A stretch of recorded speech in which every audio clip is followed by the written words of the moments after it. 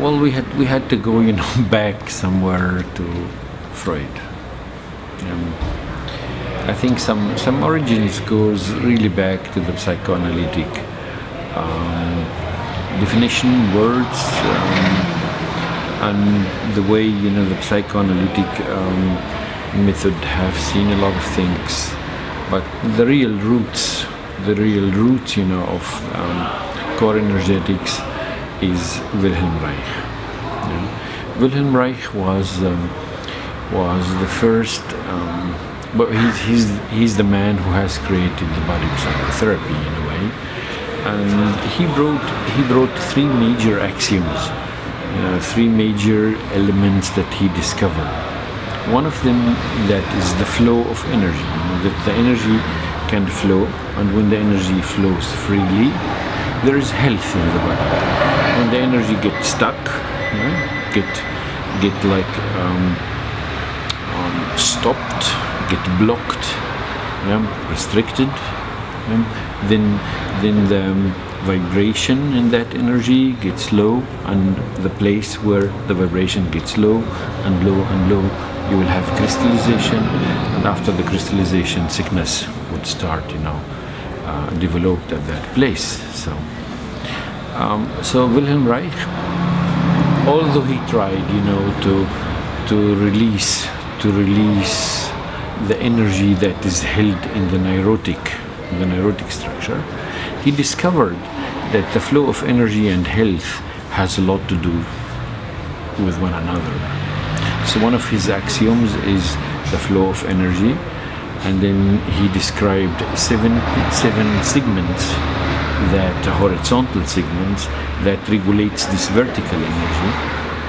But when those segments are restricted, they close, and when they close, they build a block, and in that block, the energy gets stuck, and the stuckness of energy would create some diseases. So part of this therapy is based on opening those blocks and creating the flow again. Helping the system to flow again, to come into the flow of energy. But the flow of, the idea of the flow, it's not just an idea of the energetic and the body, it is the flow of your mind. We are sometimes very fixed in our mind, we're very narrow, and to allow our thoughts, to allow our images to flow. So there is a flow on different levels. This is one of the axioms that Reich brought in the work. And we use this, there is a lot of techniques how to work with those blocks, and how to open them, and to help the energy to flow again, and to create more health in a way, more aliveness, more vitality in the body.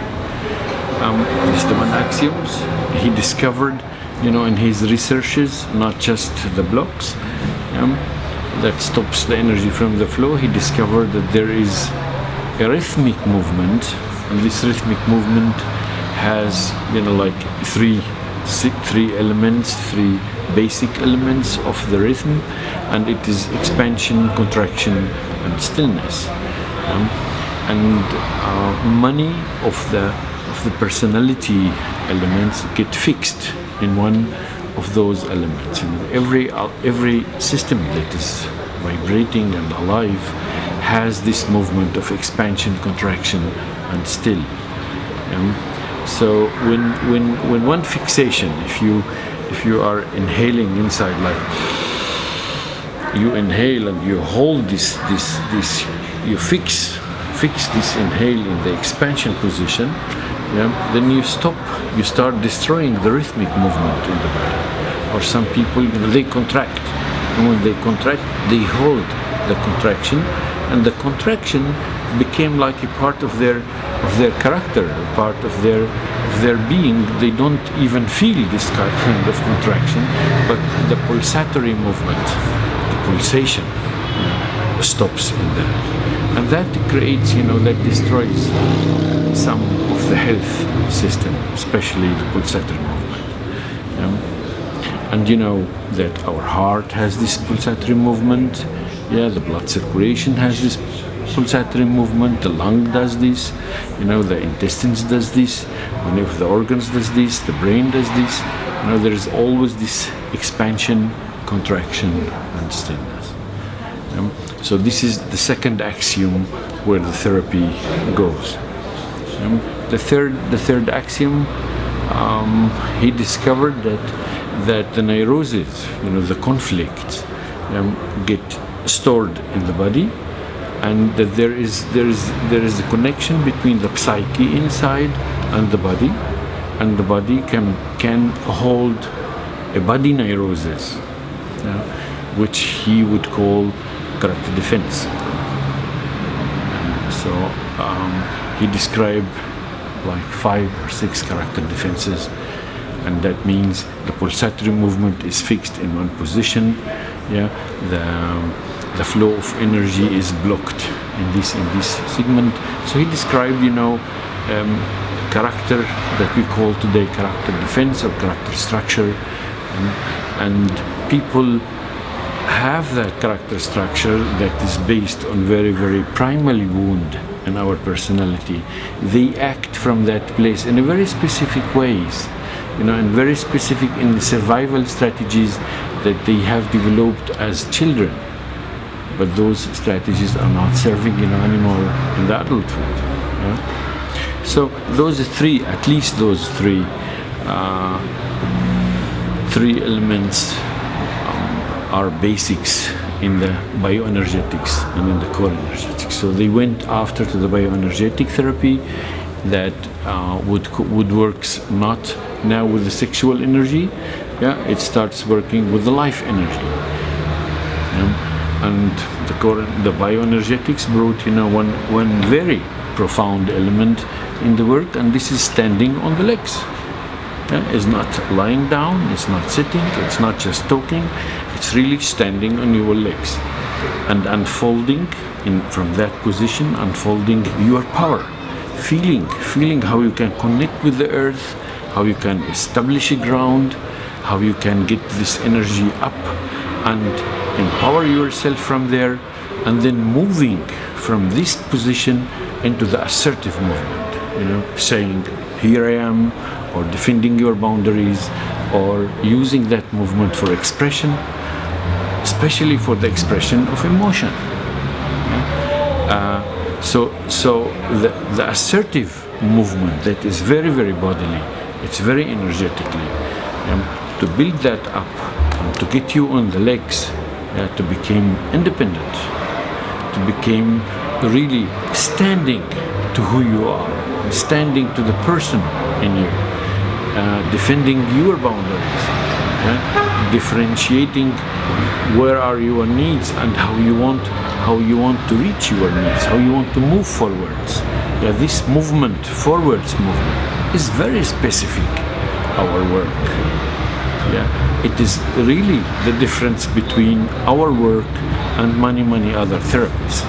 It is the work with the assertive movement in life, and standing up, establishing a ground under your feet, connect with yourself, coming really into your energy system, moving your energy, direct your energy, learn how to handle the tension in your body, how to regulate, and how to use it in a very good, effective way.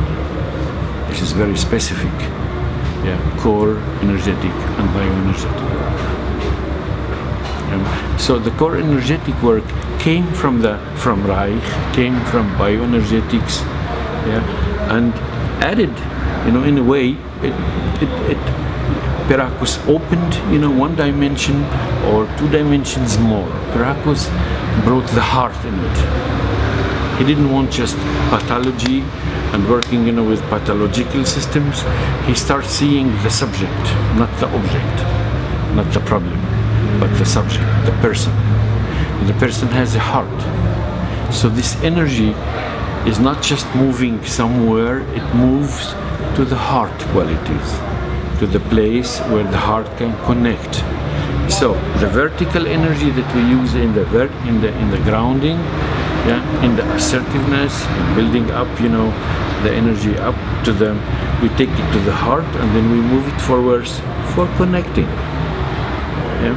And that is really very, very specific in the bioenergetic and in the core energetic.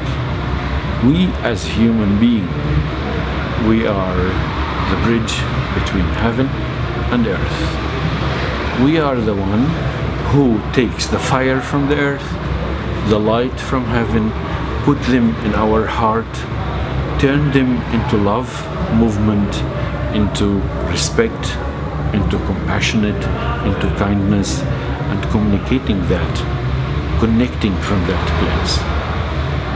This is specific core energetic. There is one element more. This is the spiritual. That's the spiritual being that we are. To connect you with the life force is a spiritual act, because we as